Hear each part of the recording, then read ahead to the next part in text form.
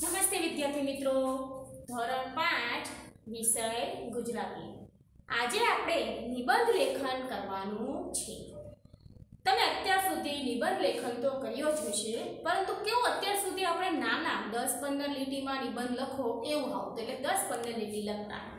સૌપ્રથમ આપણે તો નિબંધ લેખનની જે નિયમો છે એ પહેલા લખી લઈએ. એટલે વિદ્યાર્થી મિત્રો, તમારે એ નિયમ તમારે પણ નોટબુકમાં લખવાના છે. તો કે નિબંધ લેખન કરતી વખતે કઈ કઈ બાબતો ધ્યાનમાં રાખવામાં આવે છે. તો કે નિબંધ લેખન કરતી વખતે તમારા મનગમતા વિષયની પસંદગી કરો. વિષયને અનુરૂપ મુદ્દા તૈયાર કરો. નિબંધની શરૂઆત આકર્ષક અને વિષયલક્ષી હોવી જોઈએ. મુદ્દાવાર અલગ અલગ ફકરા પાડીને વિષયની ચર્ચા કરો. બહારના અવતરણો, સુભાષિતો વગેરેનો જરૂર જણાય ત્યાં ઉપયોગ કરો. નિબંધનું બિનજરૂરી લંબાણ ન કરો, એટલે કે જે જરૂર નથી એ આપણે નિબંધમાં લખવું જોઈએ નહીં. નિબંધમાં વિચાર કે ભાવની દ્રષ્ટિએ પુનરુક્તિ ન થાય તેનું ધ્યાન રાખો. એટલે કે આપણા વિચારો અને ભાવની દ્રષ્ટિએ અને ફરીવાર રિપીટ એકને એક વસ્તુ ન આવે એનું ધ્યાન રાખવાનું. નિબંધની ભાષા વ્યાકરણની દ્રષ્ટિએ શુદ્ધ હોવી જોઈએ. એટલે કે જે આપણે શબ્દ લખીએ છીએ ભાષા એ કેવી હોવી જોઈએ? શુદ્ધ હોવી જોઈએ. જોડણી અને વિરામ ચિહ્નનો ખ્યાલ રાખો. તો કે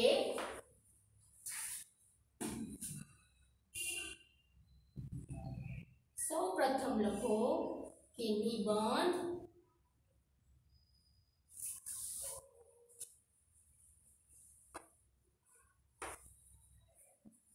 લેખન કરતી વખતે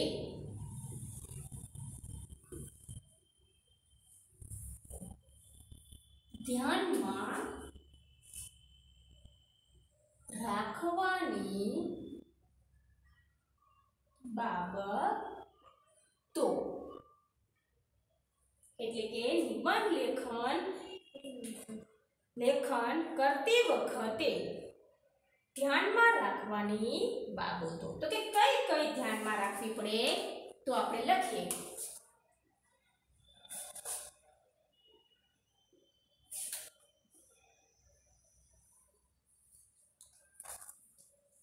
તો કે તમારા મનગમતા વિષયની પસંદગી કરો. એટલે કે નિબંધ આપણે પરીક્ષામાં 3 કે 4 પૂછાય છે, બરાબર? તો એમાં તમને જે વિષય ગમે છે એની પસંદગી કરવાની છે. કે તમારા મનપસંદ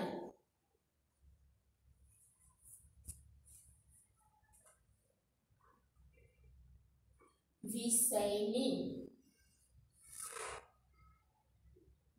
પસંદગી કરો.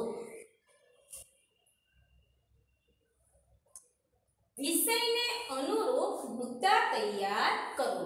એટલે કે જે તમે વિષય પસંદ કર્યો છે એને જ લગતા મુદ્દા સૌપ્રથમ પહેલા મુદ્દા તૈયાર કરી લેવાના. તો કે વિષયને અનુરૂપ મુદ્દા તૈયાર કરો. ત્રીજો છે કે નિબંધની શરૂઆત આકર્ષક અને વિષયલક્ષી હોવી જોઈએ. એટલે કે જ્યારે આપણે નિબંધ લખતા હોઈએ ત્યારે એની શરૂઆત વ્યવસ્થિત, એટલે કે આપણે જે વાંચનાર છે એને આકર્ષે એવી હોવી જોઈએ. અને જે વિષય પસંદ કર્યો છે એ વિષયને લગતી જ હોવી જોઈએ. કે નિબંધની શરૂઆત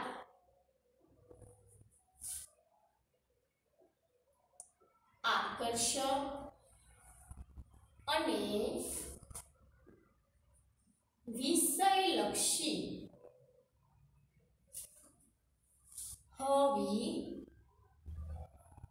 જોઈએ.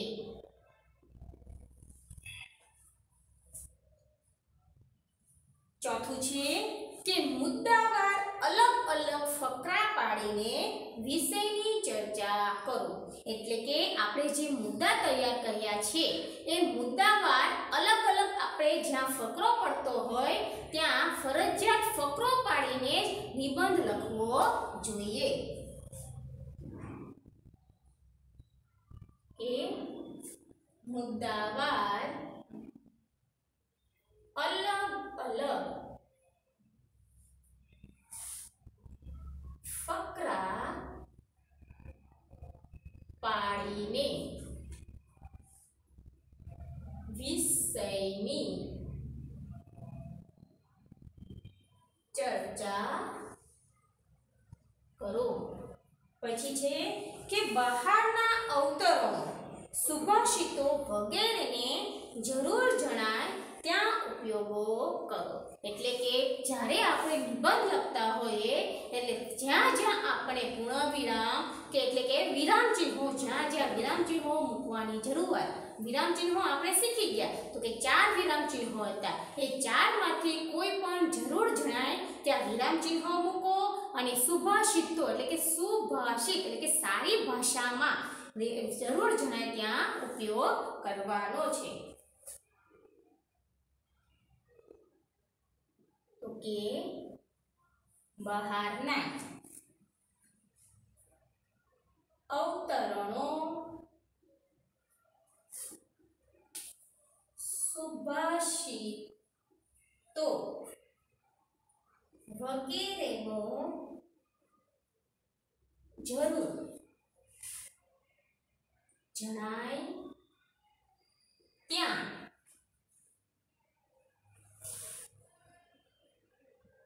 ઉપયોગ કરો. પછી છે નિબંધનું બિનજરૂરી લંબાણ ન કરો. એટલે કે નિબંધમાં આપણે જરૂર નથી, જે મુદ્દા કર્યા છે, જેના વિશે નિબંધ છે એના પૂરતી જ લખવું. વધારાનું લખીને નિબંધ જે છે એને લાંબો કરવો નહીં. એટલે કે નિબંધનું બિનજરૂરી લંબાણ ન કરો. પછી છે નિબંધમાં વિચાર કે ભાવનાની દ્રષ્ટિએ પુનરુક્તિ ન થાય તેનું ધ્યાન રાખવાનું. એટલે કે આપણા જે નિબંધમાં આપણા જે વિચારો, આપણા જે ભાવો છે એ વ્યક્ત કરવામાં એ વિચારો અને ભાવનાઓ પુનરુક્તિ એટલે કે ફરીવાર રિપીટ ન થાય તેનું શું કરવું જોઈએ? ધ્યાન રાખવું જોઈએ. તો કે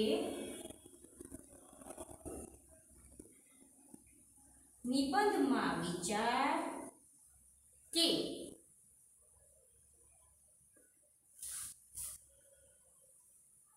ભાવની દ્રષ્ટિએ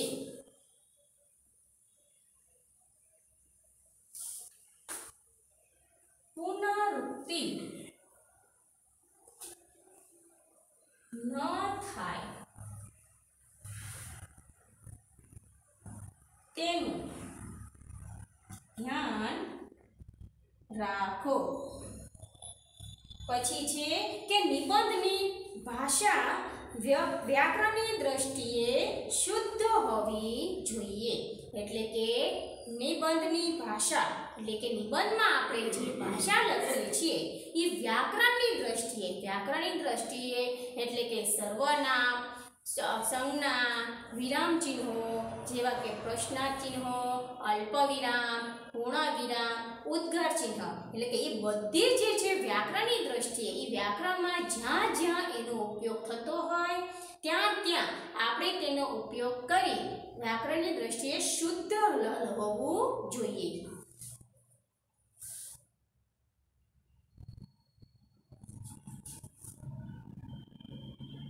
એટલે કે નિબંધની ભાષા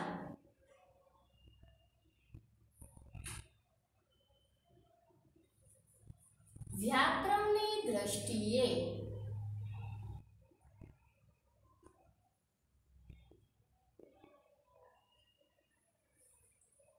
શુદ્ધ હોવી જોઈએ। પછી છે કે જોડણી અને વિરામ ચિહ્નોનો ખ્યાલ રાખવો જોઈએ। એટલે કે આપણે જે નિબંધમાં શબ્દ લખીએ છીએ, જે જોડણી લખીએ છીએ, એ જોડણી સાચી છે એ રીતેનો ખ્યાલ રાખવો જોઈએ। અને વિરામ ચિહ્નો જે આપણે શીખી ગયા કે વિરામ ચિહ્નો 4 પ્રકારના છે: પ્રશ્નાર્થ વાક્ય, પૂર્ણ વિરામ, ઉદ્ગાર વાક્ય અને અલ્પવિરામ। એ ચારેય વિરામ ચિહ્નોનો જ્યાં જે ઉપયોગ થતો હોય ત્યાં મૂકવો, એનો આપણે શું કરવું પડે? ખ્યાલ રાખવાનો છે। તો કે જોડણી અને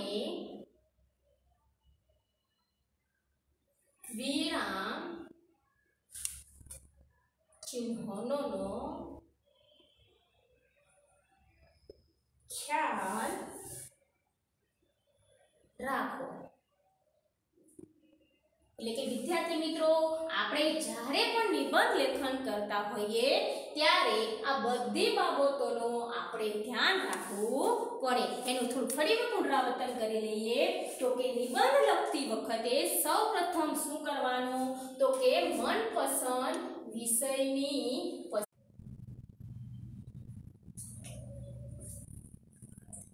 એટલે કે વિદ્યાર્થી મિત્રો, આપણે નિબંધ લખતા હોઈએ ત્યારે આ બધી બાબતોની આપણે ધ્યાન રાખવું જોઈએ। તો કે આપણે ફરીવાર એનું પુનરાવર્તન કરી લઈએ તો કે તમારા મનપસંદ વિષયની પસંદગી કરો। એટલે કે તમને જે વિષયો તમને પૂછ્યા છે એમાંથી કોઈ પણ એક નિબંધની આપણે પસંદગી કરવી જોઈએ। એટલે કે મનપસંદ વિષયની પસંદગી કરો। બીજો છે વિષયને અનુરૂપ મુદ્દા તૈયાર કરો। એટલે કે આપણે જે વિષય પસંદ કરીએ છીએ તે વિષયના અનુરૂપ મુદ્દા તૈયાર કરો। એટલે કે તેને લગતા આપણે મુદ્દા તૈયાર કરી લેવાના। કે દાખલા તરીકે રક્ષાબંધન છે તો રક્ષાબંધન પહેલું તો આવે કે ક્યારે આવે, આપણે પછી એમાં શું કરીએ, અને છેલ્લો એનો મહિમા શું છે। એટલે કે એવા આપણે મુદ્દા તૈયાર કરવા જોઈએ। એટલે કે અનુરૂપ મુદ્દા તૈયાર કરો। ત્રીજું છે નિબંધની શરૂઆત આકર્ષક અને વિષયલક્ષી હોવી જોઈએ। એટલે કે જ્યારે આપણે નિબંધ લખવા બેસીએ ત્યારે શરૂઆત એની કેવી હોવી જોઈએ? આકર્ષક અને વિષયલક્ષી। એટલે કે પસંદ આપણને સામેવાળી વ્યક્તિને આકર્ષે અને વિષય લગતી એટલે કે જે વિષય પસંદ કર્યો છે એના લગતી જ હોવી જોઈએ। એટલે કે આકર્ષક અને વિષયલક્ષી। મુદ્દાવાર અલગ અલગ ફકરા પાડીને વિષયની ચર્ચા કરો। એટલે કે આપણે જે મુદ્દા તૈયાર કર્યા છે એ મુદ્દા વિશે અલગ અલગ ફકરા પાડવાના। પહેલો મુદ્દો હોય તો પહેલાની માટે એક ફકરો પાડવાનો, બીજા મુદ્દા માટે બીજો ફકરો, એવી રીતે જેટલા મુદ્દા આપણે નક્કી કર્યા છે એટલા ફકરા પાડીને વિષયની ચર્ચા કરવી જોઈએ। એટલે કે અલગ અલગ ફકરા પાડી। પછી છે બહારના અવતરણો, સુભાષિતો વગેરેનો જરૂર જણાય ત્યાં ઉપયોગ કરો। એટલે કે બહારના અવતરણો એટલે કે બે વાક્યને ઉપર આપણે જે સાંકડા જેવા કરીએ છીએ અવતરણ ચિહ્ન, એ અવતરણો અને સુભાષિતો એટલે કે શુદ્ધ ભાષાનો જરૂર જણાય ત્યાં ઉપયોગ કરવો જોઈએ। નિબંધનું બિનજરૂરી લંબાણ ન કરો। એટલે કે નિબંધ જે વિશે આપણે લખવાનું છે એ જ વિશે આપણે નિબંધ લખવાનો જોઈએ। બિનજરૂરી એટલે કે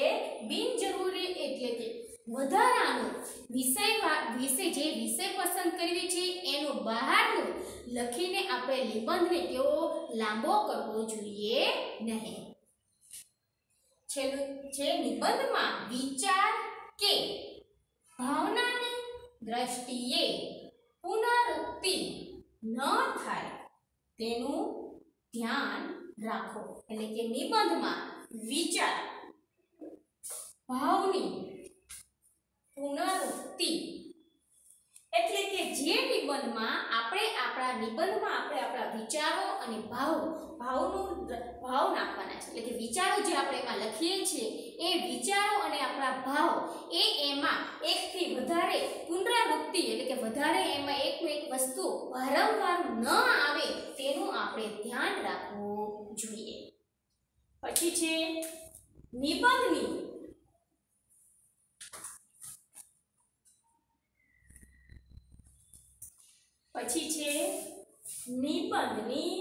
ભાષા વ્યાકરણની દ્રષ્ટિએ શુદ્ધ હોવી જોઈએ.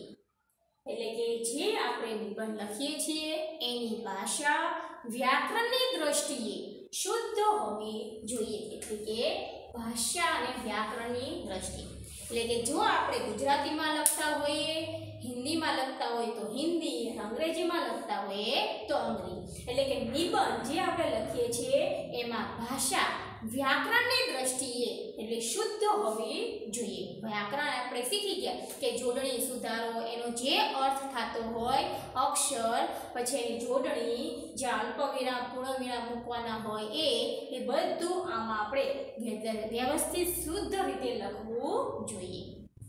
જોડણી અને વિરામ ચિહ્નોનો ખ્યાલ રાખો.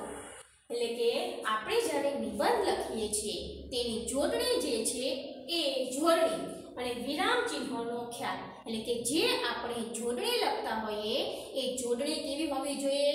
સાચી.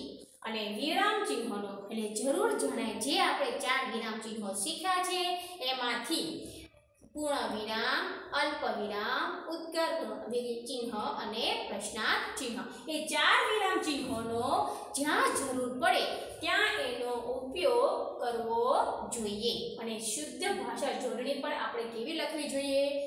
સાચી લખવી જોઈએ. એ ઉપરાંત આપણે અક્ષર પણ વ્યવસ્થિત કરવા જોઈએ. બે શબ્દની વચ્ચે અમુક અંતર મૂકવું જોઈએ. ગુજરાતીમાં નિબંધ ઉપરની લીટીમાં અડાડીને લખવું જોઈએ. એટલે કે વિદ્યાર્થી મિત્રો, જ્યારે પણ આપણે નિબંધ લખીએ છીએ ત્યારે આ બધા વિષયની જે આપણે આ બધા નિયમો છે એને ધ્યાનમાં રાખીને નિબંધ લેખન કરવું જોઈએ. અગાઉના આ લેક્ચરમાં આપણે એના મુદ્દાઓ જોયા કે કઈ બાબતો ધ્યાન રાખવી જોઈએ. તો કે વિષયની મનપસંદ વિષયની અનુરૂપ મુદ્દા તૈયાર કરવા, આકર્ષક અને વિષયલક્ષી હોવું, અલગ અલગ ફકરા પાડવા, અવતરો અને સુભાષિતોની જરૂર જણાય ત્યાં ઉપયોગ કરો, બિનજરૂરી લખાણ લખવું નહીં, વિચાર કે ભાવની દ્રષ્ટિએ પુનરાવૃત્તિ ન થાય, વિચાર અને ભાવનાનું ફરીવાર પુનરાવર્તન ન થાય તેનું ધ્યાન રાખવું, ભાષા અને વ્યાકરણની દ્રષ્ટિએ શુદ્ધ હોવું જોઈએ, જોડણી અને વિરામ ચિહ્નોનો ઉપયોગ કરવો, જરૂર જણાય ત્યાં ઉપયોગ કરવો જોઈએ. આ ઉપરાંત અક્ષર વ્યવસ્થિત કરવા, બે શબ્દની વચ્ચે જગ્યા મૂકવી, ઉપરની લીટીમાં અડાડીને લખવું. આ બધું આપણે નિબંધ લેખન કરતી વખતે ધ્યાનમાં રાખવું જોઈએ.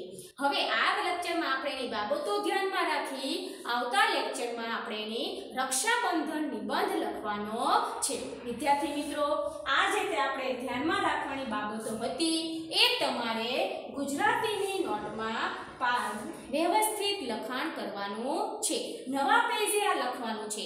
પછી જ્યારે નિબંધ લેખન લખીએ ત્યારે પણ આપણે નિબંધ પણ નવા પેજથી શરૂ કરવાનો છે.